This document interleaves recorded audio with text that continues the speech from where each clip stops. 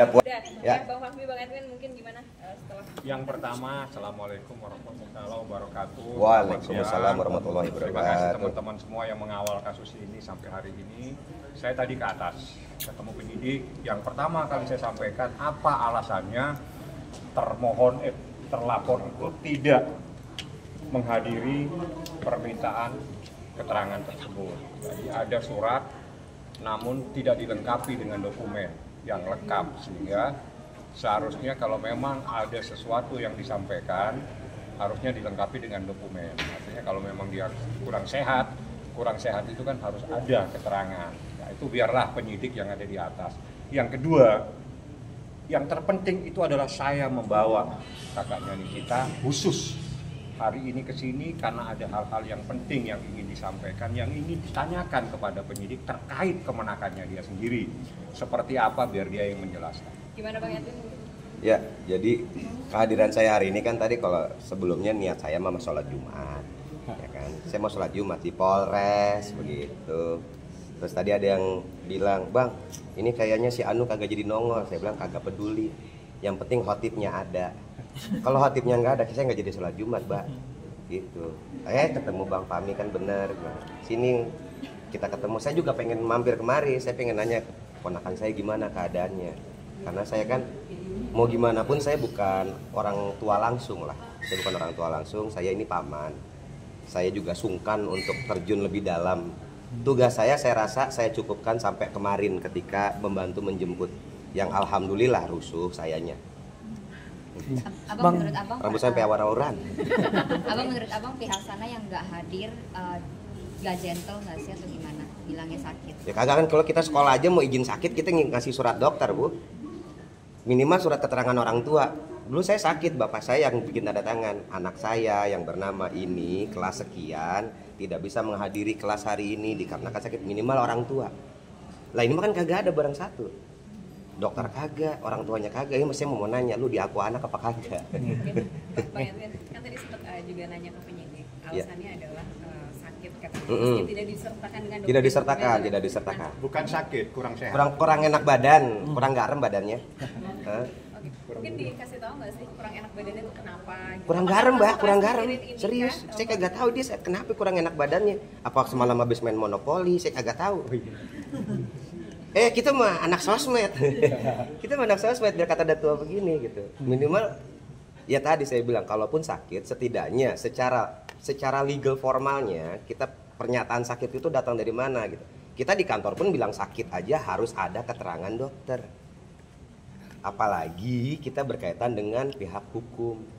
Jangan dibecandain, Bang gitu. Hormatin aja. Kalau emang takut ya ngomong, Pak, saya kayak kagak berani, Pak. Kira-kiranya saya takut dijegat sama yang rambut hijau. Saya kagak nongol, kagak nongol saya.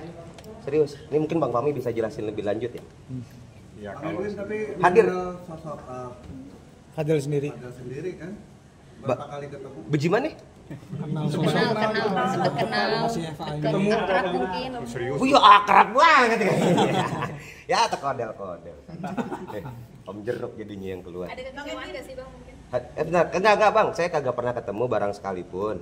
Ya, saya tahu juga di sosmed, di kata maya dia kan jangan adu ide dan otak dengan saya konten kreator gitu kan. Saya taunya mah dia konten kreator. Saya ketemu muka, saya mau foto. Beneran, saya mau taruh di IG saya ketemu artis. Saya ketemu belum pernah. Bang Edwin, tapi hadir. katanya dia bilang Bang Edwin pernah nelpon ke dia kalau dia nyapa belah mananya. Bentar nih. Ini gue ngelenong nih urusannya kalau kayak gini. Kagak pernah nelpon, Mbak. Kagak pernah. Berarti nggak bener ya yang katanya Bang Edwin tuh nyerahin tanggung jawab lo. Astagfirullahaladzim, saya nyerahin ponakan saya. Bah, mendingan si Sean dah. Ya kesebut, maaf ya. Ya, kadang gue udah ngomong. Tante olah. Jadi mungkin dia lagi panik sehingga membuat informasi seakan-akan adanya sesuatu dari pamannya Laura. Itu nggak benar. Saya yang banyak tahu. Ya, saya adalah bagian keluarga besar. Betul. Saya tahu persis. Betul.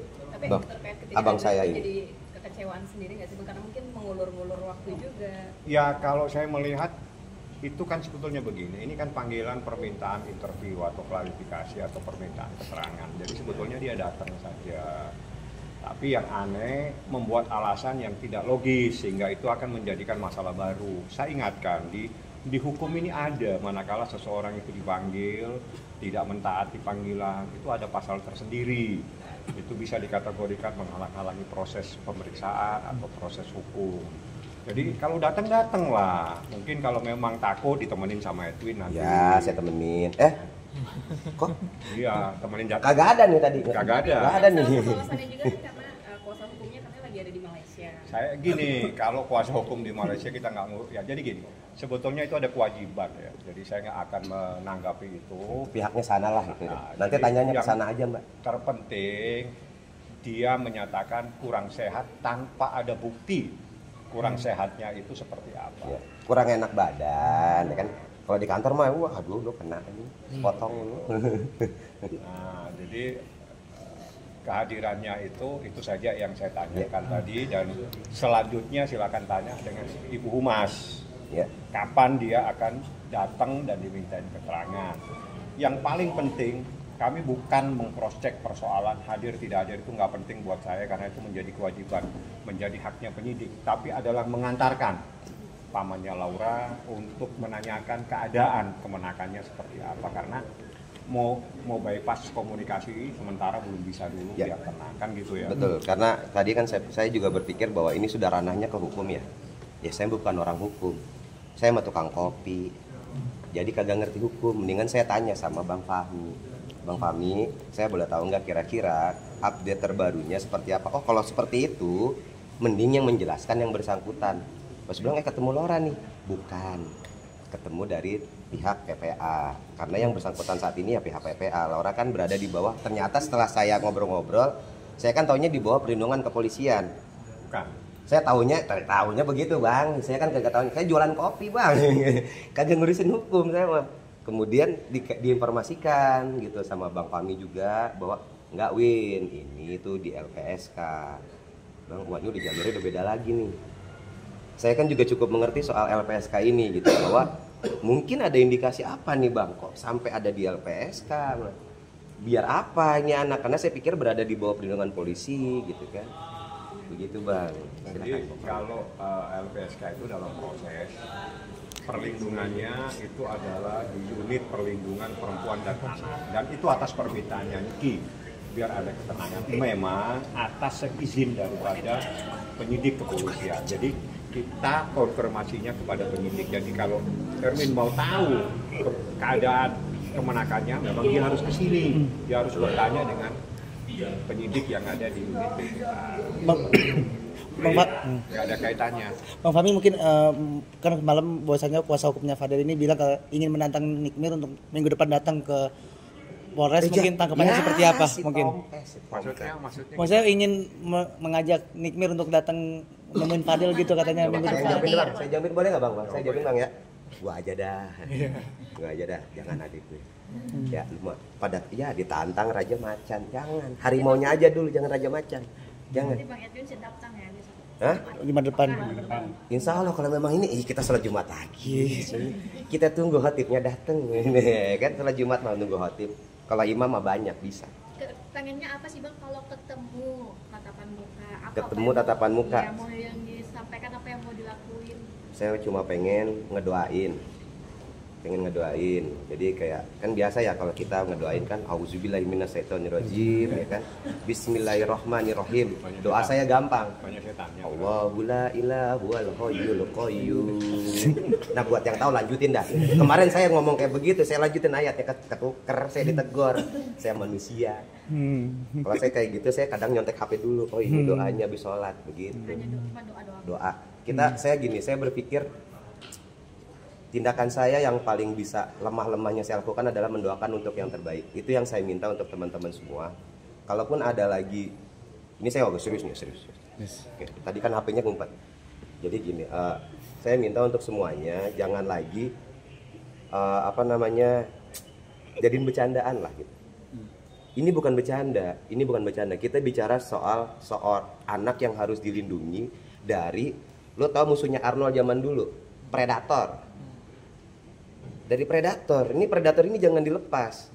Perkara dia belum terbukti, Mari kita tunggu, kita buktikan. Kalau memang salah, saya datang, bang, minta maaf. Kan saya juga kagak ngatain abang. Saya cuma minta keadilan ditegakkan. Saya datang ke polisi, gunanya polisi. Kalau ini hukum rimba, saya giles pakai motor, bang, gitu. Kalau ngikutin emosi ya, kan ada hukum. Makanya saya bilang ikutin aja hukumnya. Dan teman-teman sekalian, saya minta jangan jadiin ini lelucon. Ini harusnya jadi awareness buat kita semua untuk, ayolah, sadar dengan kita harus melindungi anak. Mau siapapun, nggak perkara ibunya, nggak perkara tetangga atau siapapun. Karena kadang itu hal yang sungkan dilakukan. Kita sungkan kalau ngelihat, oh ini anak ini begini, kita sungkan. Tapi itu memang anak harus dilindungi dimanapun. Dan ini saya harap ini jadi awareness untuk semuanya bahwa hal ini gongnya udah besar banget. Akhirnya sudah mulai muncul nih suara-suara bahwa iya ada kasus di mana saya baca sampai miris. Yang tadinya ini ngumpet, nggak mau speak up, ngelihat emak lemon nongol kayak gitu, pada muncul, alhamdulillah mulai berani speak up biarpun tetap dalam kondisi anonimus mungkin. Tapi mulai banyak yang cerita ya udahlah, saya miris lah intinya. Maksudnya mari kita jadikan momentum ini. Ada banyak hikmah yang bisa diambil. Ada banyak banget hikmah yang bisa diambil dari sisi keluarga, dari sisi hukum. Kita akhirnya lebih sadar tentang hukum perlindungan anak. Saya nggak mau ngomong undang-undang, nanti saya dipelintir. Bang Fahmi dah yang ngerti ngomong undang-undang ya. Gimana Bang Fahmi undang-undang kemana?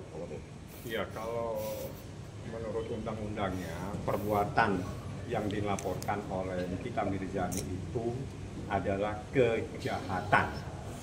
Jadi ini bukan main-main. Dengan ancamannya minimal 5 tahun, maksimal 15 tahun. Itu satu perkara yang dilaporkan. Kita tunggu ada perkara lain, tapi kita fokus pada satu masalah ini karena ini yang paling penting, karena ini yang bisa memberikan perlindungan kepada Laura. Seperti itu. Jadi makanya saya sama Nikita, sama Edwin fokus dalam perkara ini supaya anak ini mendapatkan perlindungan secara maksimal. Perlindungannya bagaimana juga secara batiniah juga terlindungi karena banyak hal yang terjadi sebelumnya. Jadi seperti itu. Tapi saya katakan kembali, tidak ada persoalan percintaan itu enggak. Ya ini. Aduh, astagfirullahaladzim. Itu yang sangat betul-betul. Astagfirullahaladzim. Yang dilaporkan apa, yang dibahas apa. Yang saya laporkan itu Undang-Undang Perlindungan Anak, tindak pidana kejahatan terhadap anak kecil yang dilakukan oleh orang dewasa. Betul. Dengan ancamannya 5 tahun maksimal 15 tahun. Jadi tolong kalau tidak paham, tanya apa yang dilaporkan oleh Nikita Mirzani supaya Anda tidak tersesat semua menyampaikan kepada masyarakat. Iya, jadi mengarahnya ke LPSK nggak sih Bang untuk meminta izin Bang Edwin? Enggak, jadi sementara masih pada proses di perlindungan perempuan dan anak. Jadi ada dinas tersendiri yang khusus ini, tapi dalam proses ini kita juga meminta supaya ada dari LPSK turun tangan juga. Iya. Bang Edwin, sampaikan perihal tadi cinta-cintaan itu apa nih Bang? Gemes banget ya. Ya bukan, ini bukan masalah kita mau merestui atau tidak merestui. Kalau kita kan ya namanya orang pacaran ya, saya ngerti, saya pernah muda, saya pernah pacaran lah gitu. Tapi pacaran saya ketaker ceritanya gitu, jaraknya nggak jauh-jauh, kemudian juga nggak macam-macam amat lah gitu. Nah ini kan sudah ditemukan ada indikasi. Kita baru bicara indikasi dulu deh, karena kan kita akan dibuktikan nanti di saat persidangan. Saya nggak mau meloncat ke kesimpulan. Itu terlalu jauh, itu bukan ranah saya. Tapi kami keluarga menemukan indikasi bahwa ini not a romance. You fool. Jangan sebarin beritanya begitu. Apa mau mislead? Terus kemudian sempat ngomong soal ada aktor senior yang menyuruh untuk sudah nikahkan saja. Saya tantang, sebut Bang, aktornya siapa biar saya sowan. Saya juga minta izin dari mana itu ceritanya pemikiran kayak gitu. Apa jangan-jangan si abang ini lagi ngebantalin orang. Jadi mungkin gini, supaya semua masyarakat ini juga paham, tidak diberikan informasi yang sesat dan menyesatkan. Saya tidak pernah berurusan dengan persoalan lain dalam perkara ini kecuali satu, terkait dengan Undang-Undang Perlindungan Anak, di mana ancamannya 5 tahun dan 15 tahun maksimal, dan itu merupakan perbuatan dalam kategori kejahatan. Yang kedua terkait dengan Undang-Undang Kesehatan. Tidak ada perkara lain yang dilaporkan oleh Nikita Mirzani di Polres Metro Jakarta Selatan kecuali terkait untuk melindungi anaknya yang masih di bawah umur. Ingat, Laura itu baru 17 tahun. Menurut Undang-Undang Perlindungan Anak, dia adalah anak di bawah umur. Titik. Ya, jadi belum cakap dan cukup di mata hukum. Bang, kemarin kan sempat ada jejak digital yang dari TikTok dan segala macam tuh bang, yang pihak ada dugaan Loli kena kekerasan dari Manila sendiri. Apakah nanti ada penambahan pasal baru bang nanti? Kalau itu biar menjadi haknya penyidik ya. Yang jelas penyidik sudah mengantongi dan memeriksa beberapa orang, termasuk bukti-bukti dan semuanya sudah ada. Soal bagaimana penambahan dan sebagainya itu menjadi kewenangan dari penyidik yang ada di lantai 3 seperti itu. Bang Fahmi, ini kan ada berita juga katanya Loli menyesali ya, sudah mengakui kalau dia menyesal. Ini Bang Fahmi sendiri sudah bertemu dengan Loli dan betul keluar dari mulutnya gitu kalau dia menyesal. Jadi pemahamannya begini, pada saat Edwin pulang, capek dia pulang, saya yang ada di luar, saya dipanggil sama Om. Manggilnya Om ya, manggilnya Om. Tetap Om ini. Jadi kalau saya bilang keluarga, saya sedikit jelaskan, Bang Fahmi ini posisinya bukan lagi sekedar lawyer buat kami. Bang Fahmi ini yang mengerti hukum. Abang kami yang mengerti hukum. Dengan akhirnya kami berikan kuasa untuk sebagai kapasitasnya, Bang. Tolong Bang, Abang yang paham hukum. Jadi Lora itu manggil Om ya memang sudah lah, ini sudah part of family lah. Jadi saat itu di atas di lantai 3 ya, yang pertama saya katakan, kenapa nak kau nak kok marah-marah, terus kenapa harus memanggil nama, itu kan ibumu, itu kan orang tuamu, itu kan mamamu. Iya, dia mama saya. Ya sudah, panggil sebagaimana yang biasa kau panggil. Kau mau panggil mama atau ibu, panggil sebutan seperti yang biasa kamu lakukan. Jangan lagi panggil namanya. Itu sempat dia meneteskan air mata karena memang saya rangkul kepalanya. Kamu yang tenang ya, kamu kaget gitu. Tiba-tiba datang, semua datang ada di depan apartemen. Kenapa? Karena harus tahu dia. Ini perjuangan seorang ibu untuk memberikan perlindungan kepada anaknya karena dia tahu ada sesuatu yang terjadi. Jadi supaya dia paham, kenapa tiba-tiba Edwin turun, saya turun, Nikita turun. Karena apa? Satu-satunya jalan untuk memberikan perlindungan kepada Laura adalah membuatkan laporan polisi supaya diproses. Kenapa? Begitu diproses perlindungan itu akan diberikan oleh negara kepada korban. Ingat, Laura adalah korban dalam perkara Korban. Jadi itu yang menjadi saya sampaikan, tapi saya tidak lama karena saya juga tidak sanggup untuk berbicara terlalu lama karena dia bukan teriak tapi air mata yang keluar tanpa suara. Tapi kata-kata menyesalnya keluar nggak Bang? Saya tidak hanya penting dia menyesal nggak menyesal, tapi dia mengakui itu mama saya. Jadi pengakuan yang selama ini kita tunggu, itu mama saya. Panggil seperti yang kau panggil seperti biasa. Dia biasanya panggilnya Mimi ya? Iya, Mimi. Jangan dipanggil namanya. Terus kemudian ada satu hal lagi yang saya mau menghimbau untuk teman-teman semua. Kalau saat ini ingin berbicara, mau menyebut tentang ponakan saya, tolong diadres dengan Laura. Diadres dengan Laura, saya mohon. Saya udah lakukan itu di sosial media saya. Alhamdulillah, ya teman-teman saya di sosial media saya akhirnya mengerti. Dia ingin dewasa. Dia ingin dihargai saya sudah independen. Mungkin sudah ya nggak tahu lah, saya udah beredar lah beritanya di sosial media apa video-videonya bahwa dari mulutnya sendiri saya independen. Jadi mari kita perlakukan, kita hargai anak Mimi. Ponakan saya tolong dihargai. Kalau kemarin Miminya sudah mengancam untuk kalian jangan jadiin muka anak saya mainan. Kalau mau pakai sound, mau pakai parodi, feel free. Kita kemas ini seringan mungkin tapi tetap dengan pesan yang dalam. Toh saya juga mengemas kemarahan. Saya marah. Kalau dibilang marah, saya ini pamannya. Kalau di negara ini tidak ada hukum, mungkin hukum rimba, tapi enggak mau saya hukum rimba. Masih ada hukum di atas ini. Jadi tolong hargai ponakan saya juga. Adik saya sudah menghimbau demikian. Himbauan dari saya, tolong sebut namanya dengan Laura. Jadi judul film ini kayaknya. Kenapa gue ngebodor lagi? Oke, jadi judulnya. Dari kalimat tadi, dari sebut saya Laura kan. Dari pernyataannya Edwin, satu hal saya garis bawahi, ada pernah kejadian. Jadi kejadian di mana Laura itu fotonya diedit dan segala macam. Iya, Miminya marah itu. Dia marah, dia telepon saya, saya bersama Nikita melaporkan seseorang dan akhirnya seseorang itu di penjara.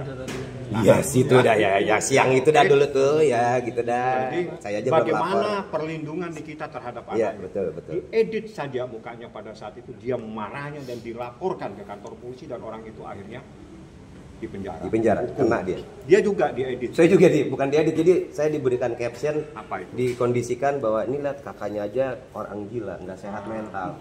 Padahal saya lagi makan Nah, es tapi dawet. dia tidak kita bawa untuk membuat laporan, tapi cukup Nikita Ya, mewakili cukup, ya. anaknya karena marah dia. Banget. Tapi ini dia pun diedit-edit dia nggak pusing. Yang pusing jangan coba-coba ganggu anak saya. Ya. Ya ini yang terjadi. Yes. Karena anaknya diganggu, dia membuat laporan Yes. polisi. Lu hadapin itu pasal 15 tahun. Kita bicara lebih banyak, takutnya saya ada salah. Mungkin teman-teman tolong hargai juga, kita juga lelah. Saya tahu teman-teman lelah. Mungkin kalau saya izin teman-teman, tadi saya sudah sampaikan poinnya adalah dari saya, tolong kedepannya sebut jangan nama itu lagi. Sebut dia Lora karena kita hargai keinginan dia untuk dia ingin menjadi orang yang independen. Bukan kita mau melepas, udah kan mau independen, terus sana pergi sendiri, bukan. Justru ini omnya, keluarganya memfasilitasi. Kamu mau disebut independen? Oke, namamu adalah Laura. Independenlah dengan nama itu nama lahirmu nak. Kita sebut itu aja. Jadi jangan lagi sebut dengan nama yang kemarin. Saya nggak tahu ya, mungkin akan ada polemik seputar ini. Feel free, saya nggak mau urus. Tapi saya pribadi nyebut ponakan saya Laura. Saya pribadi ya. Sepanjang saya berdiskusi kemarin di mobil yang kemudian videonya menyebar, kemudian saya seperti ngereok, bangke. Terus apa namanya? Kesal gue juga ya, kenapa itu? Udah dah gitu dah. Intinya adalah saya nak manggilnya Laura. Saya ngobrolnya sama Laura. Ini ya Laura. Laura dengar om. Laura ini bukan kamu. Laura ayo istighfar. Laura kamu aus enggak? Enggak, om aja yang aus. Ya udah makasih. Itu kejadian dari apartemen sampai ke rumah sakit. Terus saya temenin terus. Maksudnya sampai akhirnya saya juga sampai rumah sakit. Jadi dia minta saya untuk udah om aja yang temenin aku. Yang dia ceritain kejadian dari apartemen, masuk mobil, masuk rumah sakit, dari rumah sakit ke Polres. Ya, jadi semuanya Edwin yang dampingi. Saya yang mendampingi. Jadi makanya saya bilang siapa yang tersakiti berikutnya atas hal ini udah pasti keluarga. Tapi kalau mau tepuk dada, saya nggak mau tepuk dada. Tapi saya ini kalau dibilang ya bagaimana? Oh akhirnya anak ini ngedengar omongan saya gitu. Saya ajak ngobrol dia mau dengar. Mungkin siapapun mungkin saat itu nggak bisa masuk. Karena siapapun yang masuk nanti akan dapatnya itu oleh-olehnya adalah yaudah scream bareng deh, kuat dah adu scream sama tuh anak, ayo. Sampai akhirnya dia bisa lembut. Bang Fahmi, kabarnya kan abang menolak untuk konfrontir dengan pihak Fadel. Nggak ada. Ini bukan penipuan penggelapan. Tapi kata Bang Rasman bukan abang nggak berwenang atau Nggak ada. Berarti nggak paham hukum. Kalau paham hukum, ini bukan tindak pidana penipuan penggelapan. Tidak ada JR di kasus ini. Ini kekerasan, kejahatan terhadap anak di bawah umur.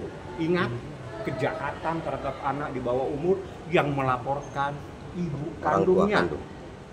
Ini saja tidak mau. Apalagi Nikita Mirzani. Sudah, jangan mimpi untuk hal-hal yang tidak masuk akal. Tapi sebentar, saya sedikit lagi tambahin Bang Fahmi. Bang, mungkin habis ini kita udah selesai aja Bang ya. Iya. Habis ini kita udah selesai aja. Tadi saya tawarin, Bang, kalau besok mau ditemenin, ayo saya temenin. Udah gitu ya, Bang. Izin Bang, ya kan, sampai. Assalamualaikum. Kalau emang mau ditemenin ngomong Bang. Bukan saya yang nawarin ke abang, ini abang yang ke saya, Bang, temenin Bang. Saya kagak enak-enak amat ini ke kantor polisi. Ketemu sama Bang Rasman dah, temenin saya. Gue temenin. Oke, saya cuma mau duduk doang. Kalau emang dirasa-rasanya dia nggak berani. Bukan nggak berani, ya gimana ya? Sungkan gitu. Sungkan kemari gitu. Tenang. Saya temenin. Kalau mau saya anterin sampai depan pintu dah. Habis itu saya pulang. Nah, gitu. Penting udah nyampe aja dulu. Terbang mangkir lagi sakit. Bang, semakin banyak yang speak. Udah ya. Capek pok, saya berdiri mulu kok dengkul pegel naik bawa motor kita. Banyak yang speak up Bawa ya, motor. Kenapa? Semakin banyak beberapa hari ini yang speak up kan gitu Bang ya. Nggak hanya tentang Fadel doang tapi kan ada tentang pasal hukumnya juga gitu. Hah? Apakah menurut Abang nih mereka sengaja untuk tidak datang dengan alasan tidak enak badan atau seperti apa Bang? Karena kan nggak ada bukti surat sakit. Nggak enak badan lagi, udah Bang, ini mah udah. Mbaknya telat, maaf Mbak, nyemot dari tempat lain aja ntar ya. Mbaknya telat Mbak, saya udah capek Bang, saya pamit aja dah kalau gitu. Ya rumah saya jauh, rumah saya jauh. Apa Mbak yang ditanyakan biar selesai? Biar selesai, udah saya tungguin deh Bang, saya teman. Kenapa? Dek, yang kamu tanya. Menurut Abang ini faktor sengaja nggak menurut Abang? Kenapa? Faktor sengaja. Faktor sengaja nggak memang dia nggak datang. Penyidik itu orang-orang yang sudah biasa memanggil dan paham tentang orang-orang yang memberikan surat untuk tidak bisa hadir. Dia bisa menilai. Jadi saya serahkan karena itu adalah serahkan penyidik. Panggilannya penyidik biar ke atas. Biar ke atas aja. Ke atas aja. Kita nggak mau berspekulasi kenapa, apa, gimana, kenapa. Tadi kan saya bercandanya ya mungkin kurang enak badan ya, badannya kurang garam. Mungkin gitu kan, itu bercandanya saya, tolong dimaklumi ya. Saya memang begitu orangnya. Saya hanya tekankan biar saya tegaskan atas nama Nikita, atas nama Edwin, atas nama keluarga besar Mawardi. Bapak besar. saya almarhum nih, Mawardi namanya. Ini saya mengatasnamakan keluarga besar Edwin dan Niki. Jangan berpikir dan berharap ada JR. Ingat, ini bukan kasus harta, bukan kasus penipuan terhadap benda. Ini manusia yang menurut laporan ada terjadi sesuatu dugaan kejahatan terhadap anak di bawah umur. Paham? Udah. Kalau belum paham, tanya ke penyidik apa yang dilaporkan di kita. Ini kita tidak pernah lapor penipuan penggelapan.